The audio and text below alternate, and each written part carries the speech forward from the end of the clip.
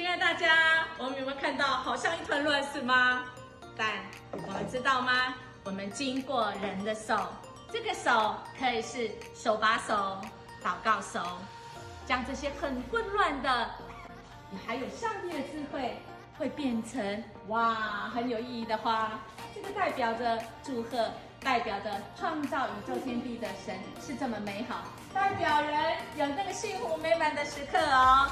我们的主说：“等候耶和华，我的心等候，我也仰望他的话。”这样子，我们的人生会是美好的哦。想一下，因为牧师曾经很混乱过，不管是我结婚之前，或者是我在教小孩子的时候，甚至这几天我都很混乱，因为钟贤哥要有个新的生活所以当在混乱的时候，就等候，就仰望，特别是仰望神的话哦，好不好？我们今天来分享一件事，就是你曾经很混乱的却经过等候。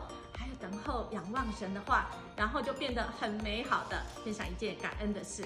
另外一件事是现在正在混乱中，很需要上帝的智慧，需要我们的心能够仰望来等候，特别是神的话、神的灵在我们当中。